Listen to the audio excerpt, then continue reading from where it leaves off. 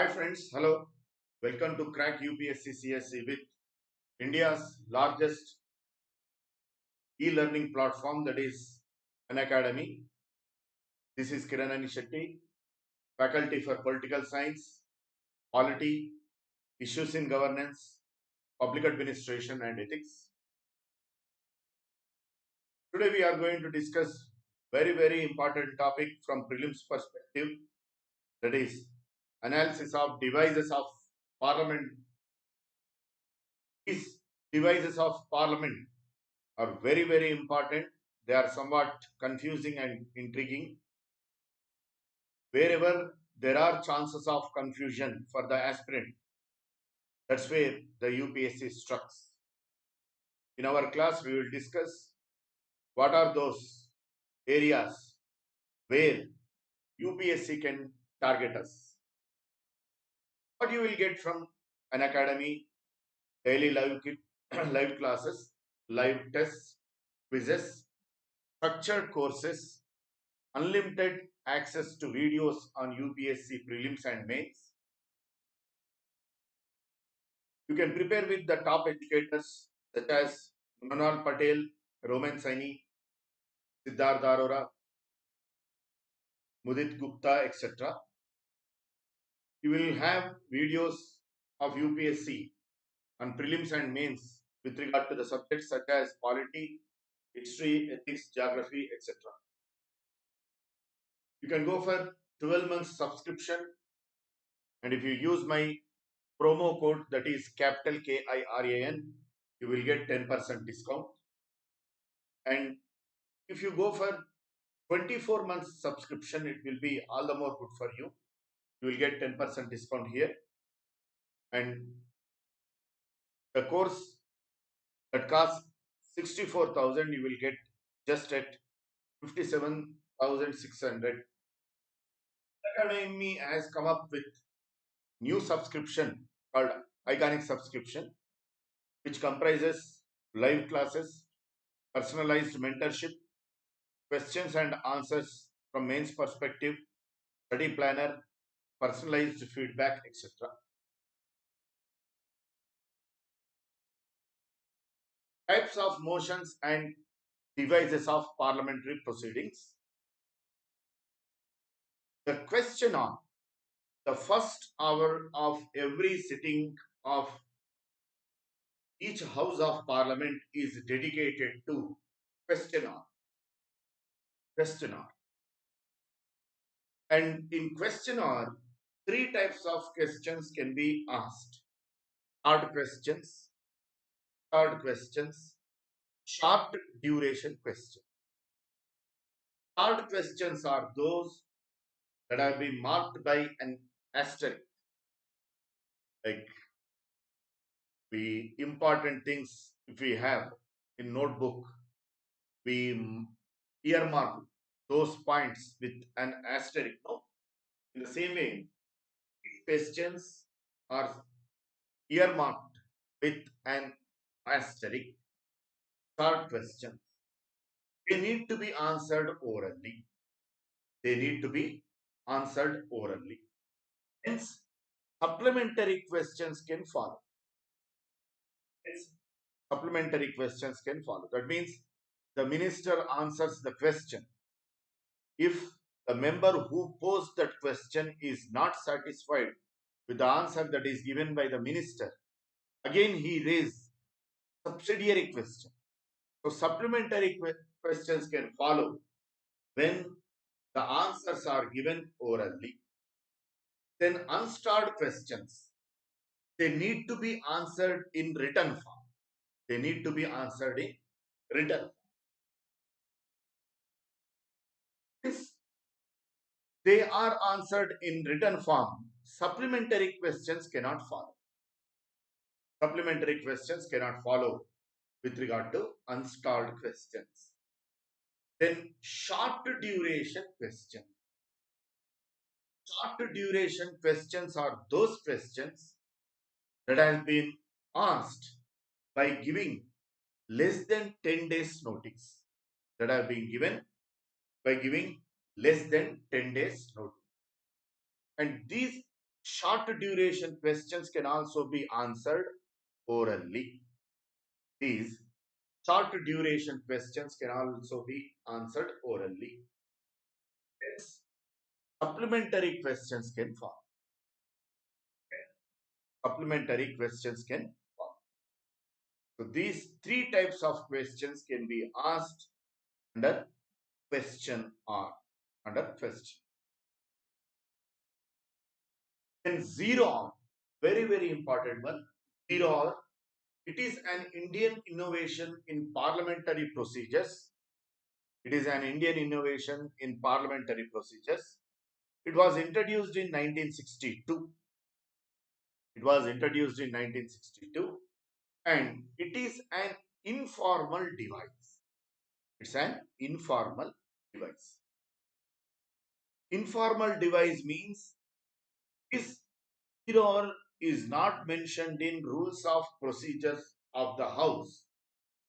Error is not mentioned in rules of the procedure of the house. Hence, it is called informal device. Hence, it is called informal device. And it is Indian innovation in parliamentary procedures. It was introduced in 1952. The uniqueness of zero hour is that without giving any prior notice, without giving any prior notice, questions can be asked. Yes, the purpose of zero hour is to give leverage to members of the house to raise questions. Always it may not be possible to raise the questions only giving, only by giving prior notice to the presiding officer of the house.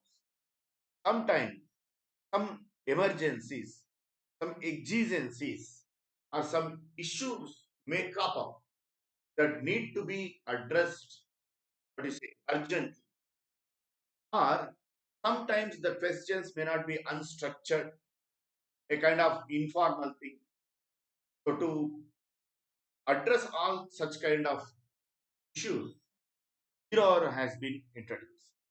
In zero hour, there is no need of giving prior notice on the part of the members of the house to the presiding officer.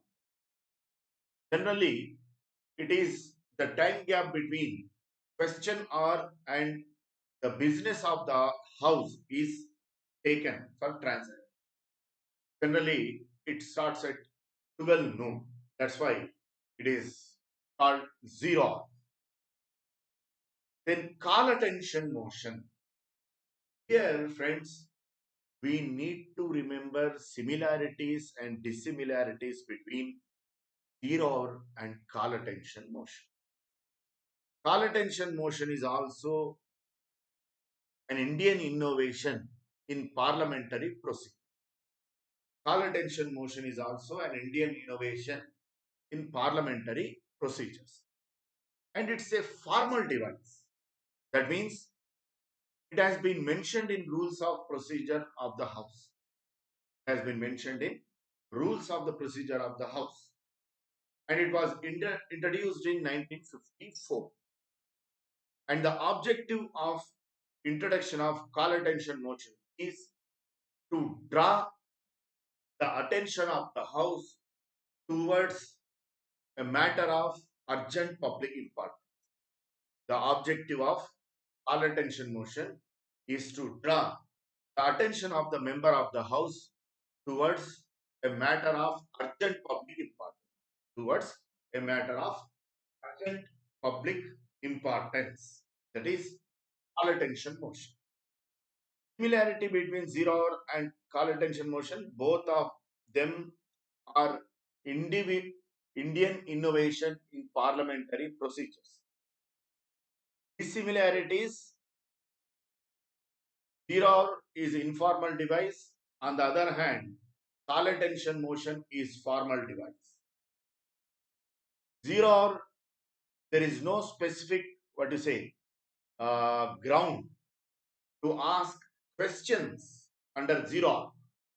In zero hour, the members need not to state the reasons for asking questions.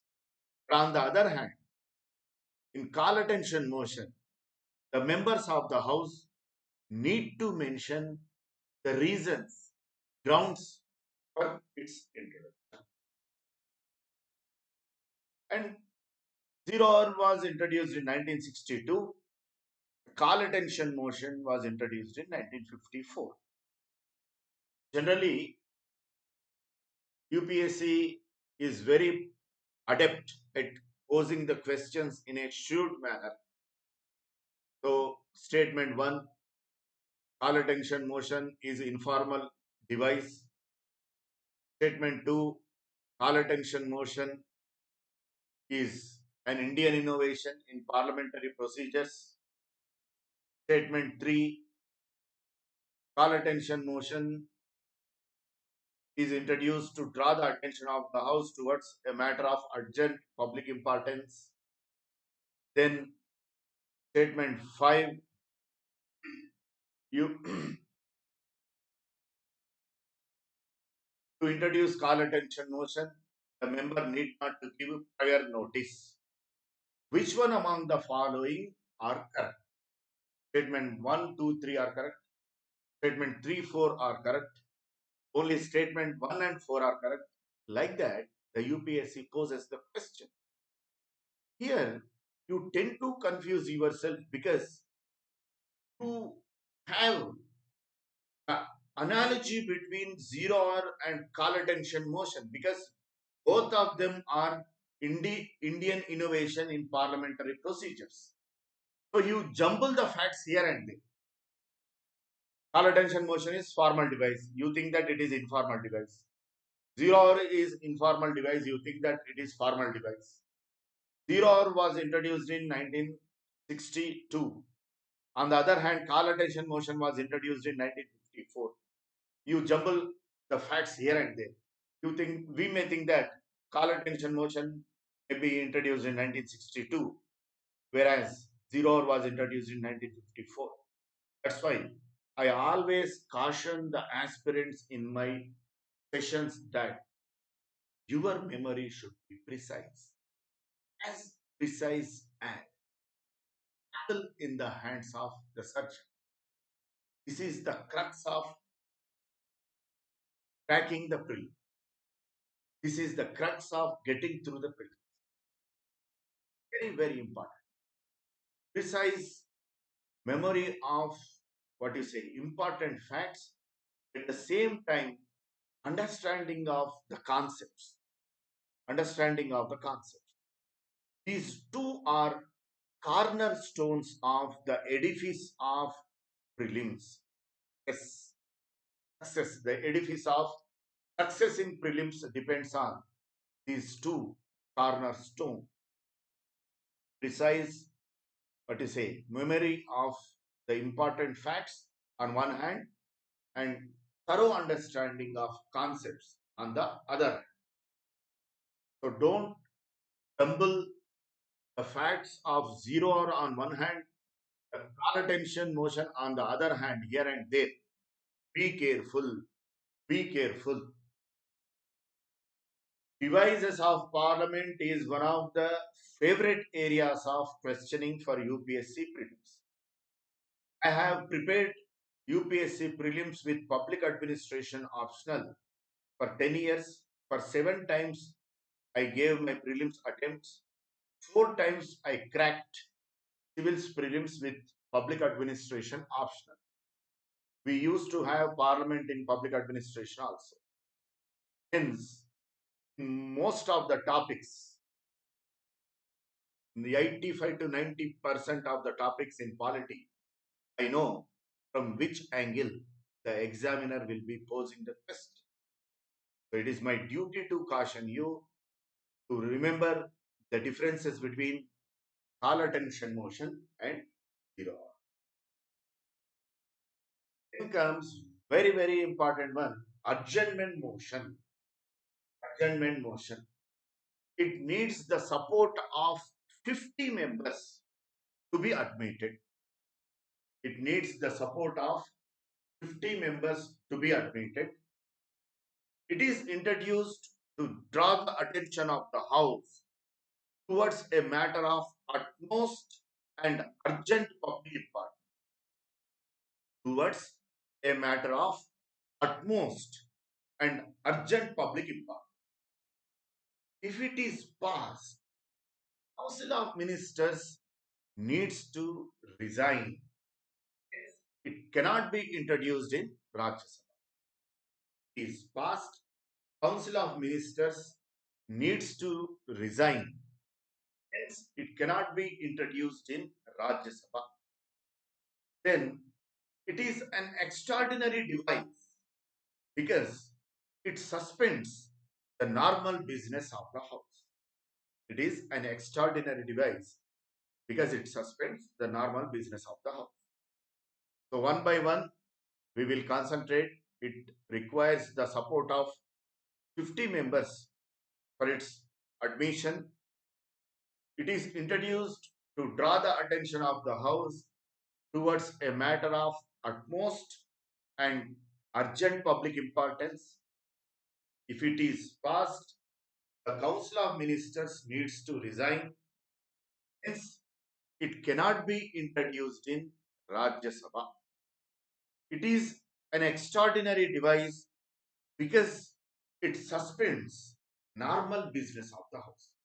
The normal proceedings of the House or normal business of the House, such as introduction of a particular bill, passage of particular bill, debates and discussions on such bills, posing raising questions on particular motions, everything will be brought to what is say stand still when adjournment motion is introduced.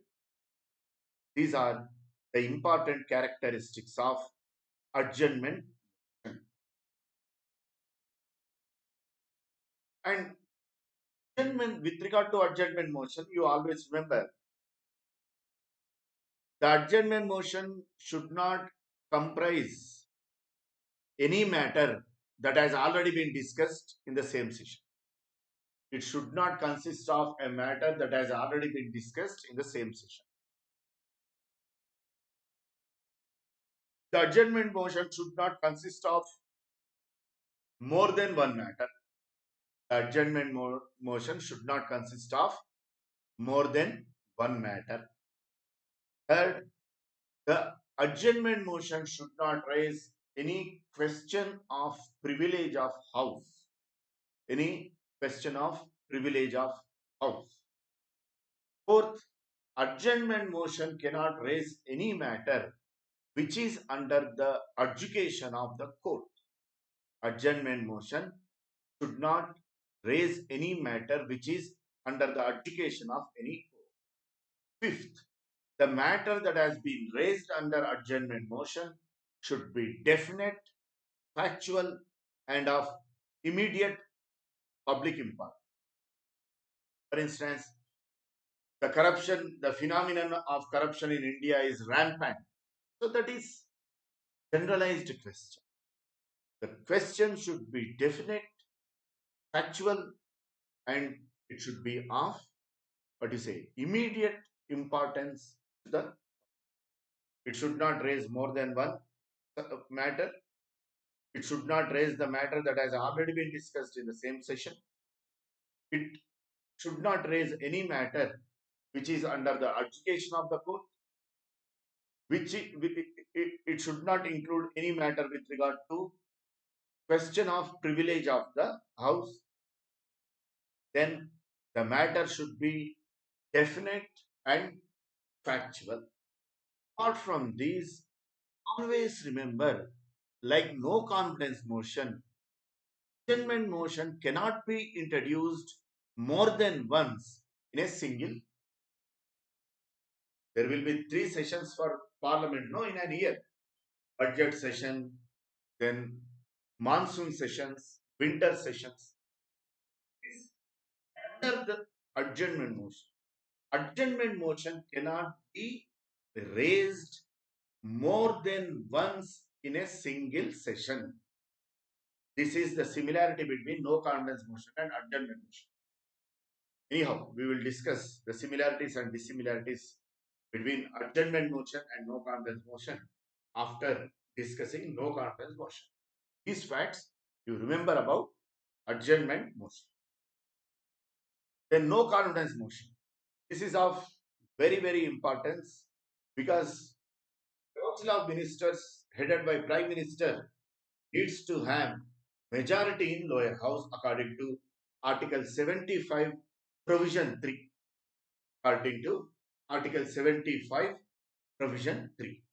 Council of Ministers headed by Prime Minister needs to have majority in lower house.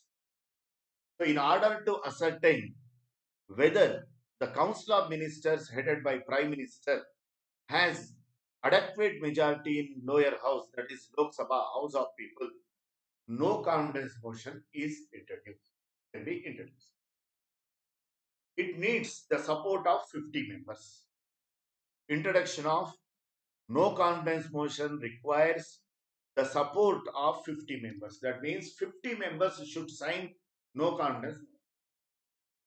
And one unique thing about no confidence motion is that the members need not to state the reasons for introduction of no confidence motion. Members need not to raise the reasons for introduction of no confidence motion. The members need not to raise the need not to state the reasons for introduction of no confidence motion. No confidence motion cannot be introduced in Rajya Sabha. If no confidence motion is passed, Council of Ministers headed by Prime Minister has to resign, tender its resignation.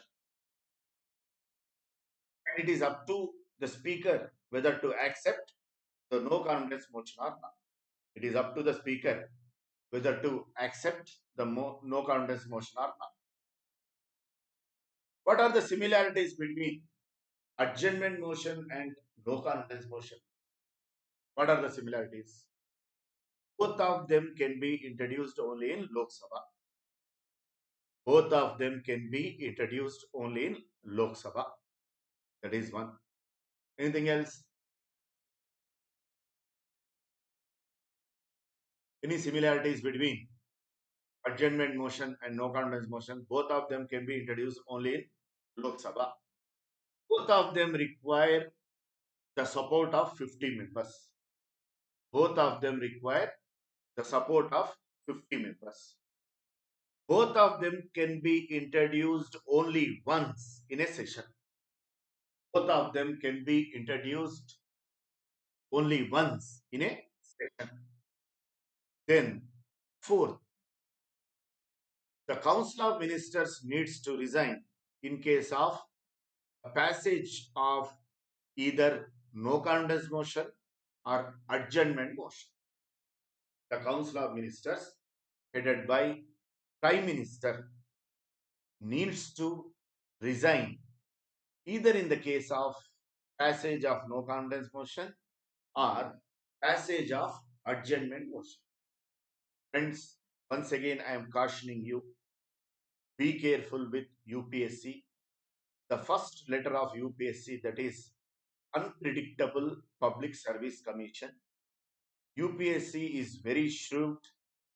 It will change its strategy without giving any prior notice abruptly, swervely, what do you say, an apt bird for the strategies and manuals of UPSC, swervely. Sudden turn it takes. Sudden right turn or left turn. For instance, when you are driving a car, your car at the speed of 100 kmph or 110 km, in front of you, an SUV is going on and it is at the speed of 120 or 130 kmph and it takes sudden swerve either towards left or towards right. That to it, what do you say, U-turns. The same way, UPSC strategies will be like that. Don't fall in the catch that is laid by you. UPSC lays the catch by, what you say, making you complacent that most of the questions will be coming from current based issues. First, even if you want to write answers aptly and effectively for current based issues, you need to have thorough understanding of your conventional concepts. You need to have thorough understanding of conventional concepts. Always, you should not be what you say influenced by the biased print media, especially the Hindu. Most of us, the aspirants, we study Hindu, but most of the times the Hindu is biased. But in examination, you need to give unbiased answer. For instance, in recent time, I think last year, there was hue and cry about the passage of what you say, this Citizenship Amendment Act. One untenable, unreasonable objection that is mainly raised in this so-called reputed print media, especially Hindu, Indian Express, etc., that the Muslims from Pakistan should be given what you say, the citizenship benefits. And they were quoting about Article 14. Article 14 mainly speaks about three things: equal protection of law, equality before law, equal protection of law. Equal protection of law, it refers to equal treatment of equals under equal circumstances. Equal protection of law means equal protection of equals under equal circumstances. The people who seek equal treatment, they should be equals and they should be under equal circumstances. If I belong to upper caste, I cannot demand reservation under equal protection of law because I am situated in different conditions. The downtrodden people from SC and ST communities, they are situated in different situations.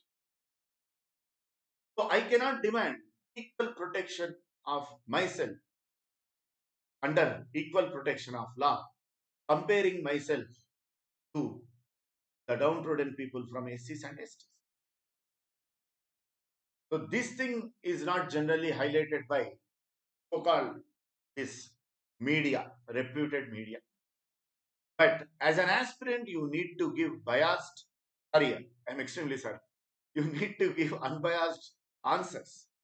You are not you are not supposed to give the answers like you are from Communist Party. The Hindu newspaper is mainly guided by communist ideology. Your answer should be unbiased by thoroughly understanding the concepts in the constitution, by thoroughly understanding the political concepts.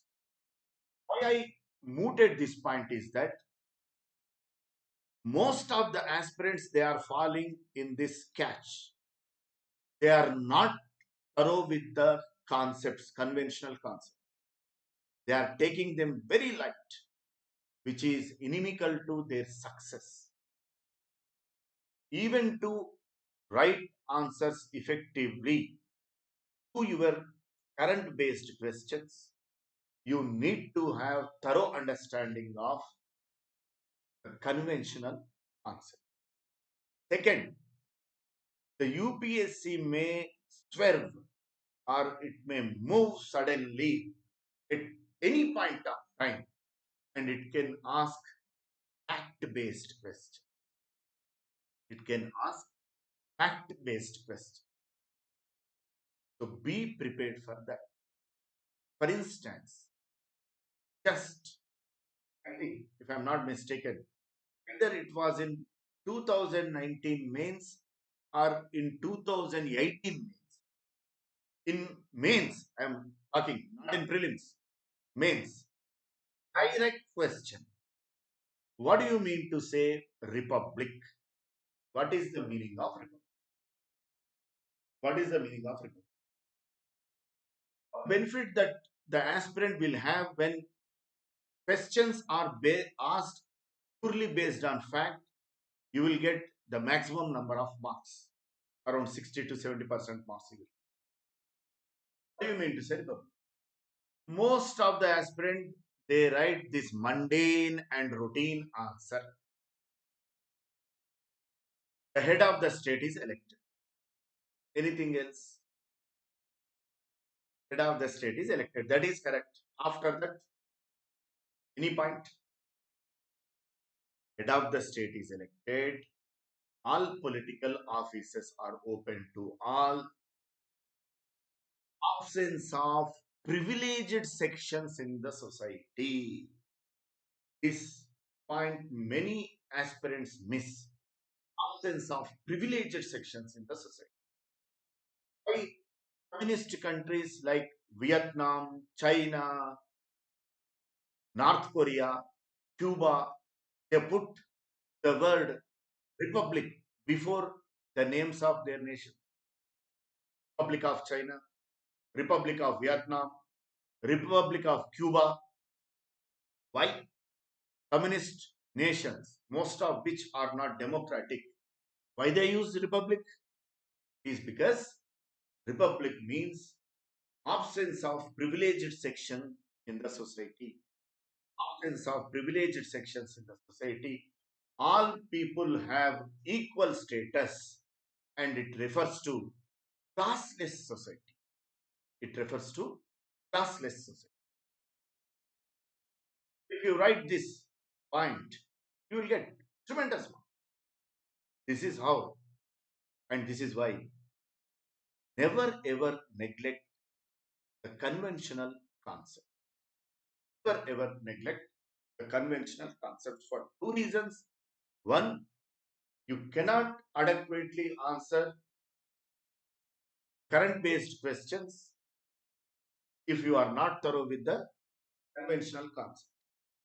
Second, the UPSC may take sudden turn and it may ask, what do you say, it can replete the entire paper with factual based question. Factual based question. I have nightmarish experience in the hands of UPSC. In 2009, in which I gave my last attempt in mains, suddenly the questioning pattern has been changed by UPSC. Generally, in public administration, concept based questions will be asked. But in that year, purposefully UPSC asked fact based question. Okay, that we can cope with. It's not a big deal. But in anthropology, in my second optional, without giving any prior notice, till 2009, in the annals of history of UPSC, in optional paper, the short questions used to be 20 marker and the long questions used to be 60 marker. At the most, 60 marker used to be divided into 30 marks with internal choice. That used to be the pattern for the past 30, 35, 40 years. But without giving any prior notice, UPSC divided the questions into 3 marker, 5 marker, 7 marker, 10 marker in anthropology optional in mains. In anthropology optional. Hence, friends, be careful with UPSC. Don't be complacent. I always suggest the aspirants daily you watch one over that is bowled by Wasim Akram. Wasim Akram. You always observe the way he bowls. UPSC is also like Wasim. The way the batsman cannot predict the ball that has been bowled by Wasim Akram. In the same way, you cannot predict the maneuvers and tactics of UPSC, the way the questions being asked, the examination pattern, you cannot predict. It is called unpredictable public service commission. Be careful. Now we discuss the similarities between no confidence motion and adjournment motion. The similarities, once again I repeat, both of them can be introduced in Lok Sabha. Both of them require the support of 50 members. Council of Ministers headed by Prime Minister needs to resign, either in the case of passage of no confidence motion or adjournment motion. Then both of them cannot be introduced in Rajya Sabha. Then what are the both of them can be introduced only once in a session. Both of them can be introduced only once in a session. Whether it is winter session, monsoon session, only once it can be they can be introduced. Not more than once they can be introduced. The dissimilarities for adjournment motion, the members need to state the reasons. The members need to state the reasons. But whereas with regard to no confidence motion, the members need not to state the reasons. Third, no confidence motion is introduced only in some specific circumstances for specific purpose, that is to ascertain the majority of Council of Ministers in Lok Sabha. But the purpose of adjournment motion is to draw the attention of the House towards a matter of urgent public importance and which is of recent occurrence. What is the purpose of introduction of adjournment motion? Generally, adjournment motion is not passed because Council of Ministers will be having majority in lower. Despite of that, why opposition parties seek to introduce adjournment motion? It is because by introducing adjournment motion, they can attract the attention of the media and people at large. They can attract the attention of the media and people at large. So these are the dissimilarities and similarities between no confidence motion and adjournment motion. Point of order.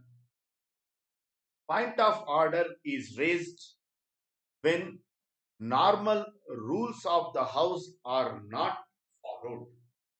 Point of order is raised when normal rules of the House are not followed. Generally, opposition members raise point of order to draw the attention of the House. And it is an extraordinary device because it, stops the normal proceedings of the House. It stops the normal proceedings of the House. When this point of order is introduced, when generally the presiding officer or the ministers do not follow the rules and procedures of the House. For instance, any bill that is going to be introduced in the House should be referred to Business Advisory Committee. There are allegations with regard to deletion of special status to Jammu and Kashmir, that is deletion of Article 370, that without consulting Business Advisory Committee, the bill was introduced. Hence, in such circumstances, point of order can be raised when normal rules and procedures of the House are not followed by the presiding officer or minister members or members of ruling party in order to draw the attention of the media and public at large. Then motion of thanks. Motion of thanks, it is introduced to thank the president for his speech on two special occasions. that are delivered under Article 87. Under Article 87, the President delivers speeches on special circumstances.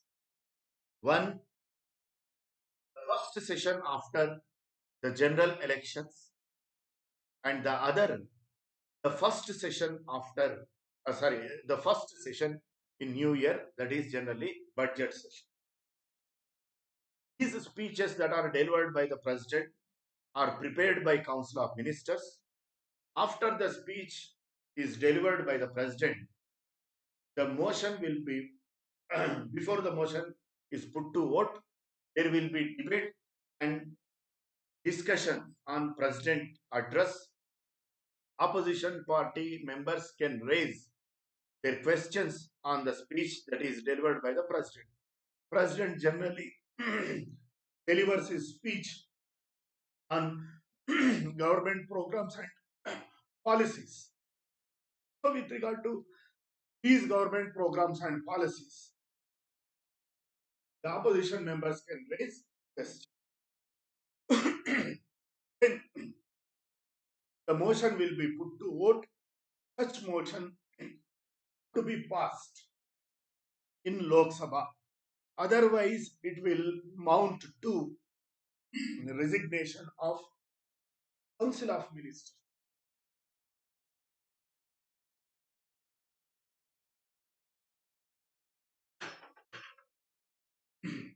Otherwise, it will amount to the resignation of Council of Ministers.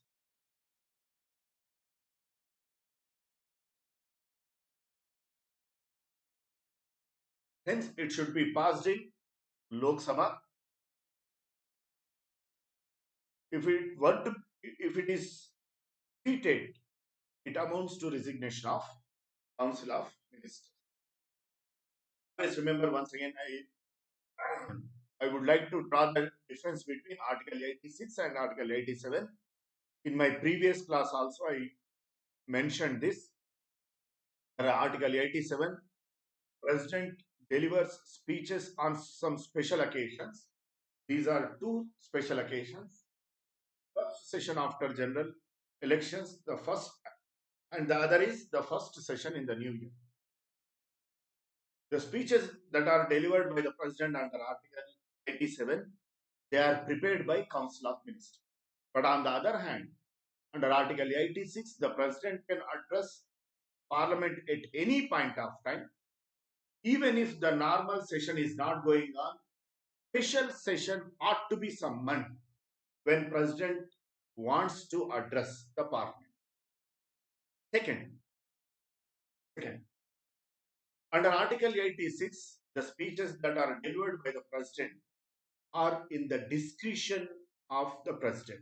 They are not prepared by Council of Ministers. These speeches are delivered in the pure discretion of the President. Third, the President can convey, even if he has any difference of opinion with Council of Ministers. The